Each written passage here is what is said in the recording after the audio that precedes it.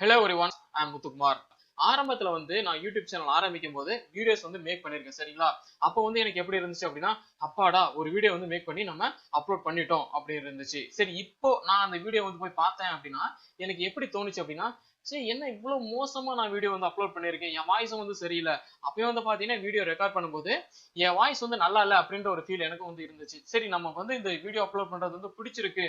அதாவது லைவா நீங்க ஒருத்தருக்கு கிளாஸ் எடுக்கிறதும் வீடியோ அப்லோட் பண்றதுக்கு பாத்தீங்கன்னா ரொம்பவே டிஃபர் ஆகும். இப்ப லைவா ஒருத்தர் உட்கார்ந்து இருக்காரு, நான் அவருக்கு கிளாஸ் எடுக்கிறேன் அப்படின்னு பாத்தீங்கன்னா அது பாத்தீங்கன்னா எனக்கு ரொம்ப ஈஸியா இருந்துச்சு. ஏன்னா ஒருத்தர் உட்கார்ந்து இருக்காரு, நமக்கு அவருக்கு சொல்லி கொடுக்குறோம் அப்படின்னு எனக்கு ரொம்ப ஈஸியா இருந்துச்சு. இப்போ பாத்தீங்கன்னா நான் லேப்டாப் கேமரா முன்னாடி தான் உட்காந்து பேசிட்டு இருக்கேன் சரிங்களா. இப்போ நான் ஸ்லைடு போறதை பத்தி சொல்றேன். ஸ்லைடு எப்படி போடுறேன். இப்போ பாத்தீங்கன்னா லைவா ஒருத்தர் சொல்லி கொடுக்கறதுக்கும் ஸ்லைடு நம்ம போறதுக்கும் வித்தியாசம் இருக்கு. ஸ்லைடு போடும்போது என் முன்னாடி யாருமே இருக்க மாட்டாங்க. லேப்டாப்ல பாத்தீங்கன்னா ஒரு பிடிஎஃப் இருக்கும். அந்த பிடிஎஃப் பார்த்துட்டு தான் நான் எக்ஸ்பிளைன் பண்ணுவேன் சரிங்களா எல்லாத்துக்குமே.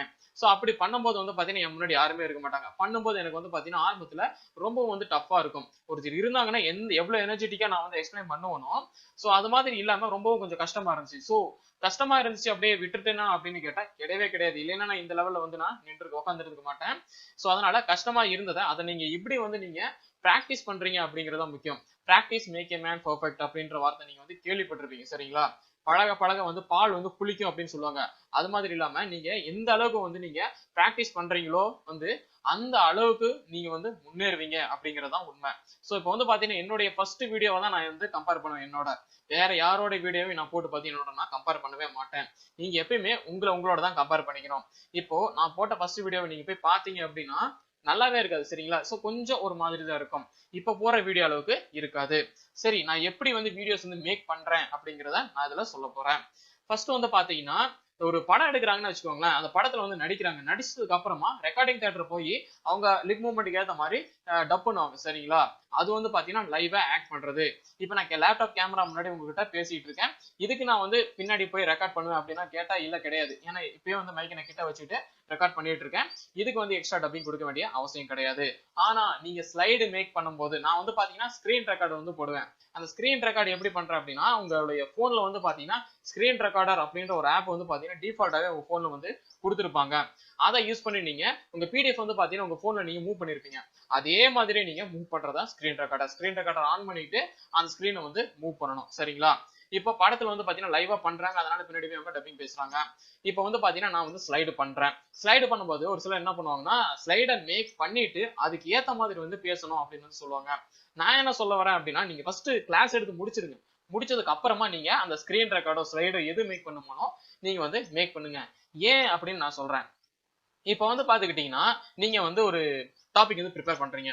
ப்ரிப்பேர் பண்ணும்போது உங்களுக்கு எந்த ஒரு எக்ஸாம்பிள் தோணல. ஜஸ்ட் அதை நான் உங்களுக்கு சொல்ல போறேன் அப்படின்னு சொல்லிட்டு நீங்க ப்ரிப்பேர் பண்ணிட்டு இருப்பீங்க. ஆனா நீங்க அதை எக்ஸ்பிளைன் பண்ணிட்டு இருப்பீங்க. அந்த ஸ்லைடு ஏற்கனவே மூவ் பண்ணி வச்சுட்டு இவ்வளவு டைம் தான் இந்த ஸ்லைடுக்கு, இந்த ஸ்லைடு இந்த இடத்துல இவ்வளவு நேரம் தான் நிக்கணும் அப்படின்னு சொல்லி பிக்ஸ் பண்ணி வச்சுட்டு நீங்க மூவ் பண்ணிருப்பீங்க. சரி, ஓகே. இப்ப நீங்க எக்ஸ்பிளைன் பண்ணிட்டு இருக்கும்போது ஒரு எக்ஸாம்பிள் உங்களுக்கு தோணுது சரிங்களா. அந்த எக்ஸாம்பிள் சொன்னா இன்னும் நல்லா எஃபெக்டிவா இருக்கும், வியூவர்ஸ்க்கு இன்னும் நல்லா புரியும். அப்படிங்கும்போது நீங்க என்ன பண்ணணும்னா அதை சொல்லி ஆகணும். அப்ப பாத்தீங்கன்னா என்ன ஆகும், ஸ்லைடு பாத்தீங்கன்னா நீங்க ஏற்கனவே மேக் பண்ணி வச்சுட்டீங்க, அவ்வளவு டியூரேஷன் தான், மூவ் ஆயிடும். சரி, இப்ப என்ன பண்றது? ஃபர்ஸ்ட் எடுத்த உடனே நீங்க ஃபர்ஸ்ட் எக்ஸ்பிளைன் பண்ணி முடிச்சுட்டு அதுக்கப்புறம் ஸ்லைடு மேக் பண்றதாங்க பெஸ்ட். இப்ப நான் சொல்ற வழி பார்க்கும்போது ஃபர்ஸ்ட் பாத்தீங்கன்னா ஒரு டாபிக் எடுத்து நீங்க ப்ரிப்பேர் பண்றீங்க.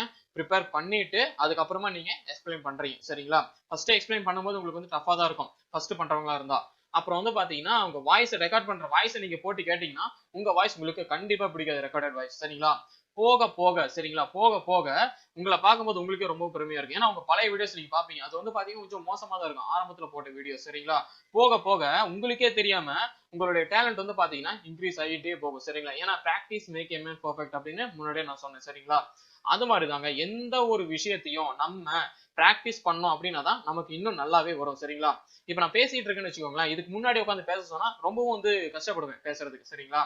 இப்ப பாத்தீங்கன்னா கொஞ்சம் நல்லா பேசுறேன் அப்படின்னு நினைக்க தோணுது. ஏன்னா என்னுடைய பழைய வீடியோஸ் பார்த்திருக்கேன், அதுல கொஞ்சம் மோசமா தான் இருக்கும்.